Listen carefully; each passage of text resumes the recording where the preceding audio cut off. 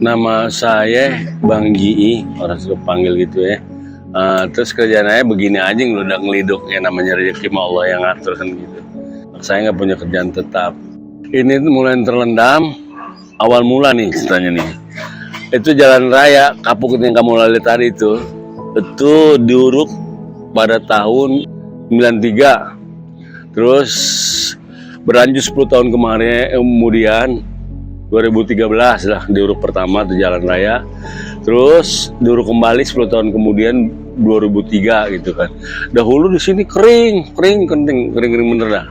Bahkan memang daratan sini ketimbang jalan raya itu lebih tinggi di sini kan. Jadi maka itu saya bilang, saya ini termasuk korban ketidakpedulian pemerintah. Kenapa saya katakan demikian? Kayak dia uruk jalan gitu kan. Terus kayak di belakang yang tadi sawah apa tuh jadiin gudang, otomatis kan orang ngebangun begitu kan ada minta izin ke pemerintah. Apa pemerintah mikirin dengan kampung kami yang secuil ini gitu kan? Nyata tidak, karena maka jadi korban begini. Kemana air? Otomatis air mencari yang rendah kan begitu. Karena di sini rendah ya, maka berkumpul air di sini gitu. Sementara untuk ke got sana, got ama di sini itu tinggian got, nggak mungkin untuk ke sana. Lain cerita di sini tinggi gitu, baru bisa turun gitu. Begitulah kira-kira terjadinya. Korban jiwa ada anak kecil 2 orang yang meninggal kecebur. Proses begini tuh. Itu anak memang yang pertama nih anaknya anak pelok gitu ya kan, enggak gitu. Jadi di rumahnya orang tuanya merah lele kan, lele gitu kayak gini. Supaya dia main kecebur di dalamnya.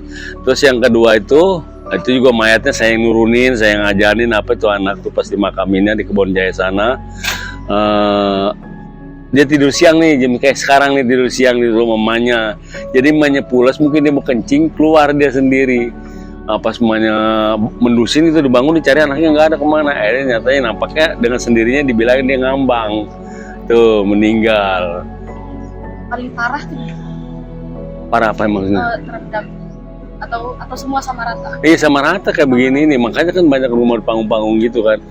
Kenapa tempo hari kan pernah supa juga Pak Wali Kota kemari itu yang saya ceritakan pada tahun 2014 itu Pak Wali Kota Pak Burhanuddin itu datang kemari, Wali Kota Jakarta Barat, sempat dia keringin dulu nih, dikeringin nampak itu tanah makam itu.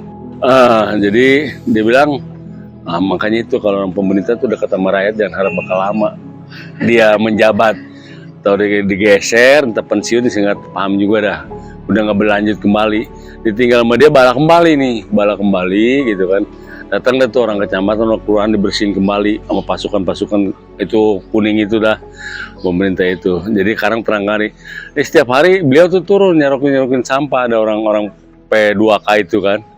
Ada perahunya kan di sono, dia serokin sampah supaya jangan sampai butek lagi lah gitu, kira-kira begitu. Kalau menurut jelas sih anak bermain lahan sekarang nggak punya, paling main di jalan-jalan begini lah, karena main bola-bola plastik gitu berisik. Ya namanya anak-anak ya, yang jelas memang aktivitas anak-anak bermain dah yang nggak ada gitu kan. Maksud saya begitu kan. Kalau saya diwawancara sama wartawan nggak apa juga gitu, maksudnya mungkin dengan pancingan berita wartawan ini apa pemerintah tuh bakal terbuat, kenapa enggak? Yang saya rasain dari pemerintah cuma lampu jalan ini aja lah. Itu doang. Kalaupun juga ini ada jalan tadan, di jalan tadannya kayu nih. Kayu. Ini terjadinya begini pada tahun 2007. Saya bergaul sama air ini dari tahun 93. Kalau kita mau ke depan itu kita angkat batu satu, unda gitu. Itu jalannya udah ada air gitu kan. Tuh, udah makin ke sana udah kita bikin jembatan lah, walaupun memang dari kayu gitu, dari bambu bekas apa gitu, kita bikin biar kita jangan pengen injak air itu ya kan. Lama kelamaan maka kamu ingat kan waktu itu ada banjir nasional kan? Ingat. Pada tahun 2002 sama 2007 kan. Itu yang paling lama tahun 2002 itu di sebulan tuh di jalan raya tuh air. Wah paling lama tuh banjir 2002 tuh. Terus banjir kembali 2007 kan. Ini jembatan habis berantakan. Jadi di satu hari ada orang mau ngebantu dari LSM Bunda Suci. Beliau beliin kayu, terus beliin apa lagi? Ini nih dolken. Kami dulu mah ada fotonya. Kami kerjain sebagai rakyat gitu. Diam-diam rupanya masuk berita. Ada wartawan ngeliput. Tebar berita. Ada dari LSM Nurani Dunia Pak Imam Prasojo, tahu kamu Pak Imam, sosiolog UI di pusat Pak Imam Prasojo. Berita dia baca berita, mah ada kampung kayak Kalimantan di Jakarta, dia bilang begitu. Dia utus anak buahnya di Jupri.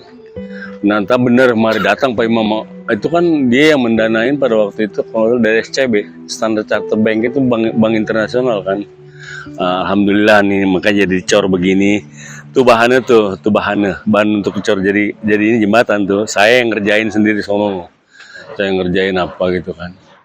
Ya alhamdulillah jadi nggak ganti-ganti sekarang, nggak ini kayu lah. Tuh pemilihan beliau gitu. Begini sih saya berprinsip ya, kalau kita pindah ke kampung orang berarti kita orang baru dong gitu. Rasa ini kita juga kayak bagaimana. Biarin deh di sini kita betah, emang tanah ya tanah sendiri gitu kan. Walaupun dia cocok apa pakai tiang apa, emang kita betahnya di sini gitu kan. Emang udah berjodoh di sini gitu kan. Ya bagaimana emang tanah, iya tanah peninggalan orang tua gitu kan. Kan di sini mayoritas semua orang di sini kan ya cuman buruh pabrik lah ya. Banyak nggak terlalu berpengaruh lah ya. Iya, banyak manusia di sini, banyaknya orang kontrak gitu kan. Yang orang-orang sini cuma beberapa gelincir aja. Waktu itu kan waktu saya cerita tadi kan, dahulu di sini rumah cuma 2, rumah saya sama nenek saya, terus ada tuh Pak Mamat di rumah kebaya dulu. Udah gitu ya udah, karena bagaimana ya, nenek saya itu karena dia udah tua ngebagiin manaknya ke apa kebunnya, turun ke cucunya karena pada meninggal, turun ke cucunya tinggal di sini, betah ditinggal di sini, yang betah dijual. Jadi dia sama orang dia bangun kontrakan segala apa gitu, jadi banyak penduduknya. Ya tapi alhamdulillah sih, saya sering mengutarakan minta doa sama yang kuasa.